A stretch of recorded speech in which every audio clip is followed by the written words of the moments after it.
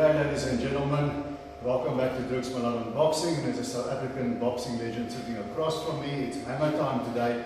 We're not in the hammer gym, we're here in lockdown at Emperor's Palace.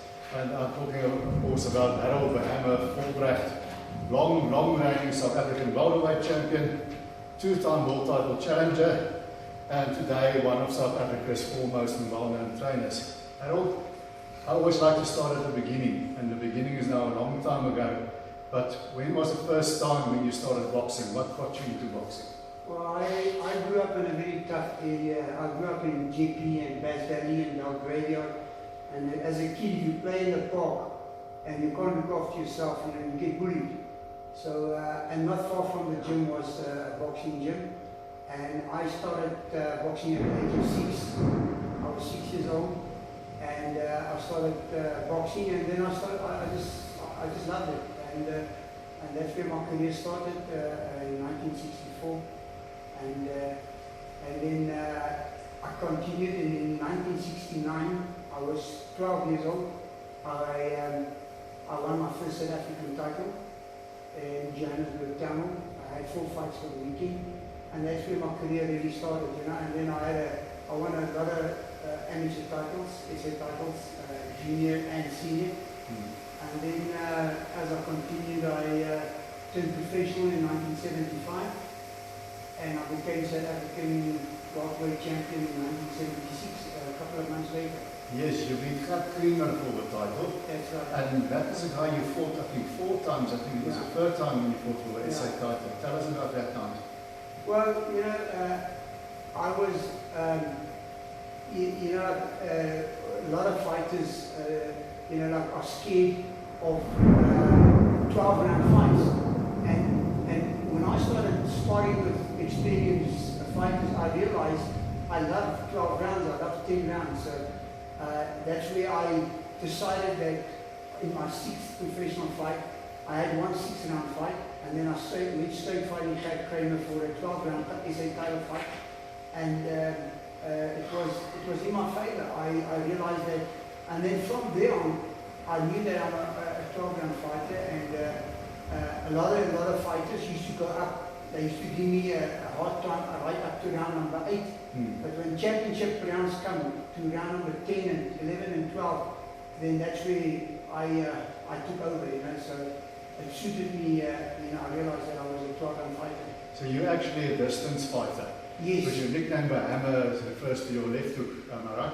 From the south. Well, not really. I was a left over right hand was the hammer shot. It was a bowler shot. Yeah. I was very lucky. Early in my career, there was a famous southpaw boxer like southpaw. I'm not a genius southpaw. I converted myself to a southpaw because my ex-trainer, when he met me, he was a South African champion. His name was and he always showed me with the right hand in the front, so that's how I started boxing, with the right hand in the front. And so I had a lot of power with the right hand. I'm not realized that with the right hooks, but the overall left hand worked for me very well. And it was when I knocked guys out with the over left hand, that's when they started pulling me down. That's when the thunder starts. We're hearing a thunderstorm here in Johannesburg, while we're in the bubble. Yeah. So we're competing with that. And then in 1980, you fought for your first time for the world title. And that was in the Astrodome in Houston, I think. Yeah. And you fought Pepino Cuevas, a Mexican legend. Cuevas was knocking everybody out. I think he had 8 title defenses, knocked them all out. And I watched that fight again. It started really well for you, but tell us a bit in the run-up for the fight with Cuevas. Well, you know what, when I went to fight Cuevas, Cuevas was a very good fighter. And, you know, when you go to, that's what I've learned, and I teach all my fighters, what I've learned from those days before boxing, is that when I went to overseas, you get there, South Africa is sunny, it's a hot country, and then you go overseas and you go do road work knee deep in the snow. I got sick, I wasn't well, I felt sick. I even asked my promoter to my trainer to postpone the fight, so he can get it postponed for a later date because I was too sick to fight. But he said to me that we can do that, and we continued, you know. So you still did really well. I mean, I think you were up on the cards until the 5th round. You were nailing him I a bit was over and punch. getting dizzy in You were my moving head. a little bit, and then he fought you about out of a left hook that he was famous for, right? It wasn't really a shot that I was just feeling dizzy in my head. I didn't feel well with the flu. And it didn't happen to me once, it happened to me twice. You know, even when I fought Mark Brilliant, to be honest with you, I fought a couple of overseas guys that was better than Mark Brilliant. And also, when I went to New York, again, knee deep in the snow. After a week in New York, I was sick like a dog. I was coming from a hot country like South Africa. And that's where I've learned with my fighters like Cody Saunders, Ryan Mitchell that I trained. When I go overseas to fight in Atlantic City or New York or wherever, I put up a training camp in California, which is a warmer, and then the day before the fight, I would fly into New York and make sure that my guy doesn't train in the snow. Okay. Now that's interesting because I know from when you fought Cuevas to when you fought Grayling, a 7-year gap. Grayling came around in 87, and you had a long string of wins. I think there was only one loss in Italy. Yeah.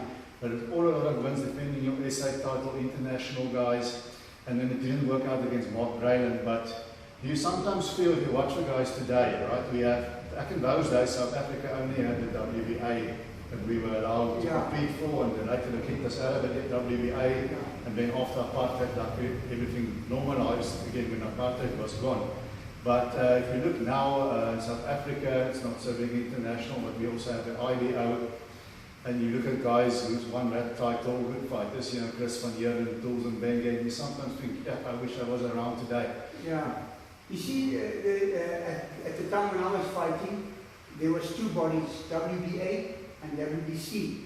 And because of the apartheid, we can't fight in the WBC, you know, or get rated by the WBC. So it was only the WBA, which was fantastic, you know. And I was supposed to fight when Roberto Duran beat Sugar Ray Leonard.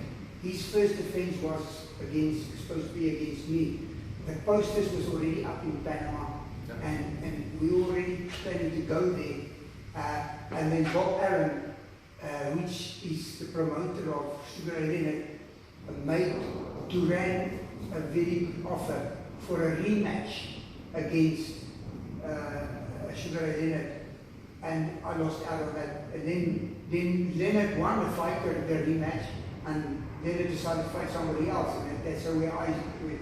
But when I fought Cuevas, I was highly rated in Tommy Hins and Sugar Ray Leonard. And then against when I fought Brilliant, I was rated #1 in the world. You know. The only thing I wish I could have fought in my country or a neutral country where there was a similar climate in South Africa. And your last fight was in 1989 at the Sun City Super Bowl. You beat a journeyman called, I think, DeWitt Fraser or something. Fraser. Yeah, DeWitt Fraser. You won that fight easily enough, and then you retired. You were only 32 years old at the time. 34. 34. Oh, 34. Okay, so you just decided, all right, that's it now for me. Not really. At the age of 32, I started training good fighters like Cody Saunders and Brian Mitchell. You were involved with Brian while you were actually still fighting. I was still fighting, and I know Brian since he was a kid. And then one day, Uncle Stan Christodoulou came to me and said to me, the people are complaining, I'm a trainer and a boxer, and it's a conflict of interest. So I said to him, okay, I've signed a contract to fight at Sun City against DeWitt Fraser, and after that fight, I will retire. So, which is the best thing I ever did, and it is good advice from Stan Christodoulou too, because I retired as a South African undefeated champion. So it was good enough. Was a natural transition from you as fighter to trainer? Many can't do it. Yes, you know, I just believe that if you're not a fighter, there's sometimes things that you got to teach the boxer, and if you can't hit the pure ball or the speed ball, how you teach the boxer, and things like that, So I just feel that, and also you know how you feel, especially when you fight a guy like Corey Saunders, Even Corey Saunders stayed at my house until he got married, and I mean, I know Brian Mitchell so well, all the tricks they do, and I knew all those moves, and so yeah, to keep them on the right track. As a trainer, you've had many, many good nights. Obviously, Brian Mitchell, you came in sort of later in his career as a trainer, but then you had that great night with Philip Holliday. That was one of the world champions you produced. People thought Miguel Coelho had a very high knockout ratio, and he stopped him there. Tell us a bit about Philip. Yeah, when Philip Holliday went to fight for that title, I asked Rodney Berman, let us have the opportunity. If Philip Holliday loses, it's an opportunity. It's an opportunity to go, you fight somebody more experienced than you, an ex-world champion or a world champion, and he surprised everybody that night by stopping the guy, and we fought him in Australia. You fought Jeff Fennick in Jeff Australia. Fennick, that's the fight with HBO with Ivan Robinson. Nobody gave Philip Holliday a chance to beat Jeff Fennick. And it was easy for Holliday that night. Holliday was just like, the one thing about Philip Holliday, whatever I say, if I say you go out there and you kick the guy, you kick him. And Corey was very similar to Philip Holliday. And that was nice. But Philip Holliday was, that night was very good. Nobody expected him to beat. And sometimes, obviously, things don't work out so well. You don't always win. I remember there was a night in England when you fought Glenn McCrory with Cesar Macatini. Yeah. And Macatini was banging him for the first 5-6 rounds, and it looks like he was going to knock him out, and then he just started deflating. What happens in fights like that? Well,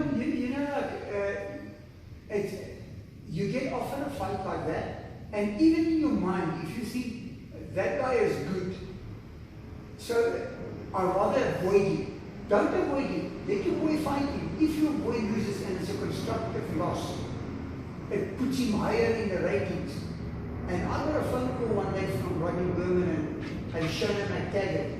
And Shona said to me, Harold, we've got a problem here. One of the guys pulled out, and now we got to have this. They got to find an opponent for this guy. And I said to the guys from overseas, and it was a local guy, he found was HIV positive. And I said to Shona McTaggart, well, let's give Sebastian Rothman an opportunity.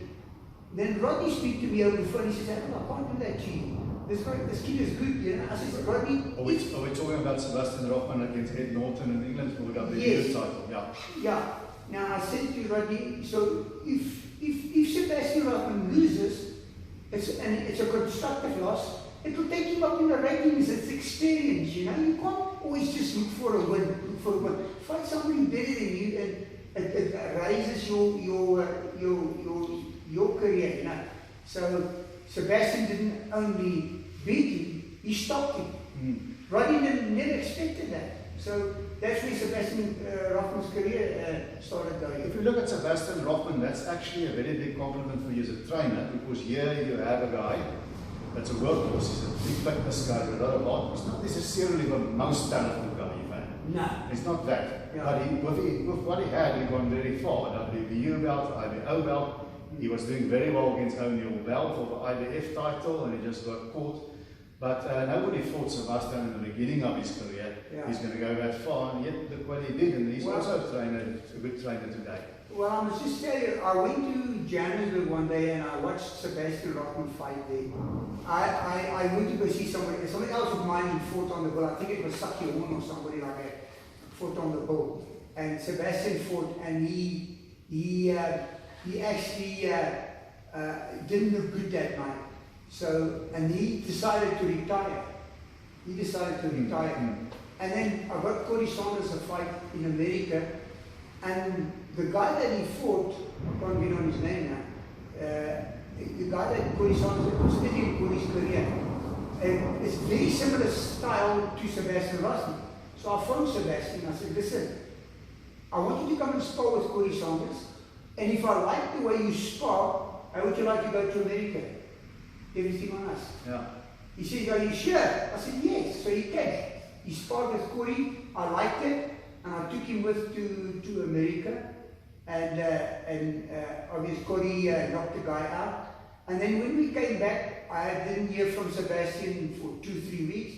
Then I got a phone call from him and his dad one day. They want to come and see me. So I said, okay, sure. He came to see me, and he says he wants to rather wants to make a comeback and would like to come and train by me. And I said, under one condition, you fighting in the wrong division. So we went to a different division, yes. And that's where quickly SA title.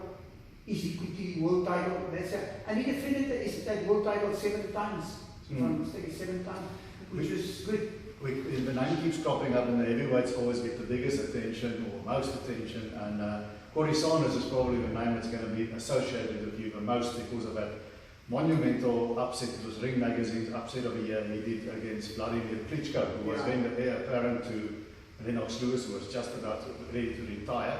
So Vladimir Klitschko was number 2 guy in the world, WBO champion, and you came in there and you beat him. Tell us about the fight. How did you manage that?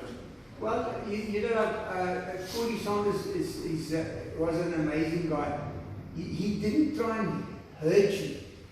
His technique was hand speed, and that's how Corey Sanders knocks you out. One of the quickest. And I always told him, you know, we went to fight in Donald Trump's casino, and he fought a guy one day, and the referee said to me after the fight to me, hey Harold, you know, this kid Corey Sanders, man, he's quicker than Muhammad Ali. You know, it's because of Corey's hand speed that made him so good. But when Corey fought Vladimir, he was in top shape. The fight with Vitaly, Corey fell through a glass window. We wanted to stop the fight, and there was a lot of problems with that fight. And how did he manage to fall through a glass window? Okay, I'm going to be honest with you. He got home, and there was another guy by his girlfriend. They wouldn't open the window or the sliding door, and he threw the sliding door, and he cut himself. He cut himself badly. Was this still in South Africa? It's in Africa. Yeah. So, and they fixed it. But women in boxing is trouble with. But when he started training, every night I had a problem. I had a problem. When we do pads, when we do sparring, he had a problem with the shoulder where the cut is. And I keep on saying, you know, I don't know if you remember, if you heard the story with the guy that got involved with Corey. He bullshitted Corey by saying he's got so many connections overseas. That was his business manager that came in sort of after the first Klitschko fight. And Vernon Smith was his name.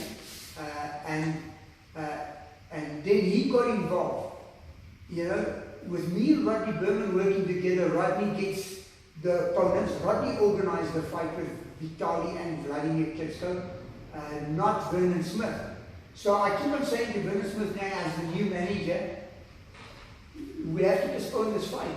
No, we can't, because he hasn't been in boxing. It's the first time he got involved in boxing with Corey. And they wouldn't listen to me, the fight continued, and that's why Vitaly, I don't think Vitaly is a better fighter than Corey. But he beat Corey that night because of that injury he had. Corey nailed him there in the first round of that same southpaw left it in Vladimir with, and he sort of buzzed him, but Vitaly was a lot tougher than Vladimir. He kept going, and it was a nice little scrap. It was a good heavyweight fight, but in the end he got Corey. Was Corey really in the same kind of shape there? Because he was much heavier. I think Corey was in good shape. I just think that the injuries he had, we should have postponed the fight, and not for 3 months, for 6 months. Because when you cut muscle and things like that, it takes a long time to heal. And that was the big problem with Corey. He was badly injured before the fight. And I keep on telling that guy, Vernon Smith, and he wouldn't listen to me, and the fight continued. And Right now, your main focus is Tristan Treter, who will be taking on Rob Knapp on Saturday night. And then you also have Tommy Oosthuizen, who sort of went by the wayside. Is he still boxing? Is he still going to do something? Former super middleweight, light heavyweight contender, double IBO champ. You know what? Unless you a champion, South African champion or a world champion, when you get to 30 years old, you're going to start thinking of retirement. You know, and the only reason why I retired at 34 is because I was still SA champion. Now, Tommy Oosthuizen lost his world title on the scale. He didn't lose it against nobody, he lost it on the scale. And you know, and I just think that he's turned, I think, 31 now, and I think it's time towards the end of his career. Move on. Okay. Thanks a lot, Harold, for taking the time to talk to me. It's a great pleasure talking to you, and all the best for Saturday night. And yes. Hopefully we can chat again about boxing stuff. Yeah, let's hopefully by next year I'm going to get Tristan Treter a world title shot. We will be holding fast. Thank Thanks, you. Harold. End of round of time.